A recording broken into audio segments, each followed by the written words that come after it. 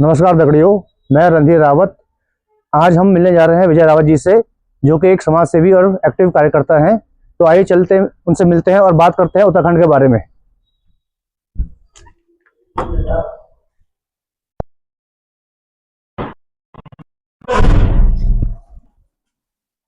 जी रावत जी हैं। जी है। सर मिलने आए। हाँ, नमस्कार रावत जी। नमस्कार नमस्कार देव जी, आइए आइए आइए। जैसे कि हम पहले भी बात कर चुके हैं आपसे एक बार, जी सर। तो हम आपके विचार जानना चाहते हैं उत्तराखंड के बारे में। आप लगातार 10-15 सालों से उत्तराखंड में घूमने आ रहे हो, जी प्लस आपके साथ कई लोग भी आते हैं, उनको आप अपने समाज के संस्कृति के बारे में बताते हैं। जी जी। तो हमें बस ये जानना है कि आपको उत्तराखंड में क्या अच्छा लगता है, क्या इसका इतिहास है, और अगले 10 सालों में आप क्या उत्तराखंड को देखते हो, कहाँ देखते हो? देखो, पहले मैं आपको अपना इंट्रोडक्शन दे दूं। मैं विजय रावत हूँ। मेरा पैतृक गांव जो है पौड़ी गढ़वाल में लिंगोड़िया स्थित है, और हमारे अभी भी मतलब मेरे दादा दादी सब वहीं रहते थे, मेरे चाचा चाची सब वहीं। हमारा बैकग्राउंड जो है वो, मैं अभी फिलहाल फरीदाबाद में रहता हूँ, और दिल्ली जामिया हमदर्द यूनिवर्सिटी उसके मेडिकल कॉलेज में मैं परचेज हेड हूँ। अब आपने उत्तराखंड से जुड़ी कुछ बातें पूछी कि उत्तराखंड का इतिहास क्या है। आपको भी मालूम होगा, क्योंकि आप रणधीर जी, आप भी एक उत्तराखंड के ही निवासी हैं। उत्तराखंड राज्य का गठन 2000 में हुआ था, जिसको मान्यता 9 नवंबर 2000 को दी गई थी। पहले ये उत्तरांचल था, फिर उसको उत्तराखंड के बनाया गया। आप जानते हैं कि इसके लिए कितनी शहादत करी कि भाई यूपी से उत्तराखंड को अलग करने के लिए, पहाड़ी क्षेत्रों को अलग करने के लिए उत्तराखंड राज्य का गठन हुआ। और इसमें प्राथमिकता थी कि भाई हम यहाँ के समाज के लिए, यहाँ के लोगों के लिए कुछ कर सकें, उनको वो कर सकें। पर कुछ आंकड़े ऐसे हैं, आज उत्तराखंड पलायन की ओर विकसित हो गया। पलायन हो रहा है उत्तराखंड में। जब 2018 में यहाँ 3 लाख लोगों ने पलायन किया, जिसमें से 6,500 गांव से लोगों ने पलायन किया। और यही आपका 2022 में, मतलब पिछले 10 सालों में 5 से 5.5 लाख लोग यहाँ से पलायन कर चुके हैं। तो उसका ऐसा नहीं है कि सरकार उत्तराखंड राज्य बना तो सरकार ने उसके लिए कुछ नहीं किया। सरकार ने भी बहुत, पर जहां साधन है वहां संसाधन नहीं है। आज सबसे बड़ी बात जो उत्तराखंड में है, वहां यहाँ बेरोजगारी है, अनएम्प्लॉयमेंट है। और दूसरा, यहाँ पे साधनों की कमी है। यहाँ कोई अस्पताल नहीं है, कोई मेडिकल कॉलेज नहीं है, कोई कुछ नहीं है। मैं पिछले 15 सालों से उत्तराखंड आ रहा हूँ, और हर बार मैं कई लोगों को, क्योंकि मैं मेडिकल फील्ड से जुड़ा हुआ, मेरे बहुत वो है कि मैं यहाँ पे लोगों को, क्योंकि मैं जब देखता हूँ कि उत्तराखंड का लोग मैं मेडिकल सुविधाओं से अवगत नहीं है। मैं आप ये देखिए, 2020 में जब कोविड-19 पैंडेमिक आया था, उसमें कितने लोग उत्तराखंड में से वो उत्तराखंड से, आपको मालूम? हाँ, पलायन तो एक बहुत बड़ी बात है। उत्तराखंड में लोगों को इलाज उस हिसाब से नहीं मिल पाया, मुहैया नहीं कर पाया। कई, अगर आप मोर्टेलिटी रेट भी देखोगे तो मोर्टेलिटी रेट भी बहुत हाई हुआ। अब मैं आपको सिर्फ और सिर्फ इस बात से, क्योंकि यहाँ पे सरकार ने काम जरूर किया। आज जिस तरह से ये पलायन की ओर जा रहा है, मैं आने वाले, मैं आपको आप बता रहा हूँ कि 15 सालों में उत्तराखंड में पलायन इस तरह कदर हो जाएगा कि यहाँ सिर्फ नेपाली और बंगाली ये लोग रहेंगे। उत्तराखंड का आम आदमी नहीं रहेगा।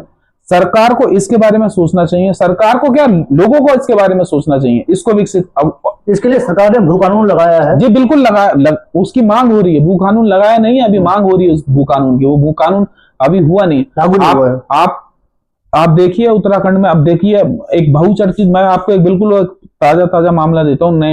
नैनीताल में नीम करोड़ी बाबा का मंदिर बहुत आराध्य हैं हम उनकी, बहुत। आज वो कितना फेमस हो चुका है। आप, आज से मैं 2004 में पहली बार वहां के दर्शन करे थे। उस टाइम पे वहां कोई दुकान, कोई वो नहीं था, पर आज वहां दुकानें, बड़े बड़े वो सब सेटअप हो गया। पर वहां के लोकल लोगों का क्या मिला? वहां उनको कोई रोजगार नहीं मिला। सरकार को इसके बारे में सोचना चाहिए था। सरकार को इसके लिए, आज हमारे पास उत्तराखंड भाई टूरिज्म में एक फेमस है, और जो चीजें हमारे उत्तराखंड में होती हैं वो कहीं भी नहीं होती हैं। उत्तराखंड में, मैं आपको एग्रीकल्चर के उसमें भी बोलूं, या उन और सुविधाओं के बारे में बोलूं कि उत्तराखंड में क्या क्या होता है। आप देखिए, एक बुरांस का फल होता है। बिल्कुल जी। बुरांस का एक फूल होता है, जिसका जूस मार्केट में, आप उसी के कंपैरिजन में, आप आज इंडियन मार्केट में एलोवेरा जूस बहुत महंगा बिकता है, बहुत। क्यों? क्योंकि उसकी पॉपुलैरिटी हुई, विज्ञापन है ना। इस दुनिया में तो भाई यही है कि भाई विज्ञापन, जिसका विज्ञापन वो बिकता है, जो दिखता है वो बिकता है। भाई पॉपुलैरिटी करो और वो बेको। बुरांस के बारे में कई लोगों को, मैं बताता हूँ आपको, 99% लोगों को मालूम ही नहीं कि बुरांस का जूस क्या। बुरांस का जूस आपके डायबिटिक, किडनी, लीवर डिजीज, इसके लिए बहुत बेहतरीन है, बहुत बेहतरीन है। बहुत, और ये एक नेचुरल वो है फल, नेचुरल फूल है। इससे बहुत, उत्तराखंड का राष्ट्रीय फल है काफल। क्या इस उत्तराखंड से बाहर कोई उसे जानता है? कोई नहीं जानता। उत्तराखंड में बेड़ू होता है, उत्तराखंड में कागजी नींबू होता है, उत्तराखंड का अगर आप खीरा भी देखेंगे तो खीरा भी बहुत। मेरा सिर्फ यही है कि सरकार को अपनी नीतियों से अलग होकर लोगों को यह अवगत कराना पड़ेगा और लोगों को बताना पड़ेगा कि भाई हाँ, हम एग्रीकल्चर फील्ड में बहुत कुछ कर रहे हैं। उसकी प्रमोशनल इस तरह से होनी चाहिए कि वो विदेशों में फैल जाए, विदेशों तक में लोगों को पता चले कि बुरांस का जूस क्या होता है, बुरांस क्या होता है।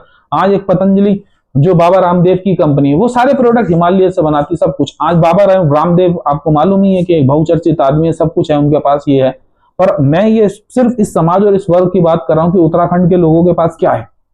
उत्तराखंड में आज पलायन होते जा रहा है, आने वाले कुछ सालों में यहाँ पूरा खाली हो जाएगा। इसलिए मैं हर युवा वर्ग से, जो भी बाहर हैं, उनसे भी यही रिक्वेस्ट किया, अपने इस पैतृक स्थान के बारे में, देवभूमि के बारे में सोचें, देवभूमि के बारे में कदम उठाएं। जितने भी मेरे जितने भी लोग बाहर बस रहे हैं, वो इसके लिए सोचें।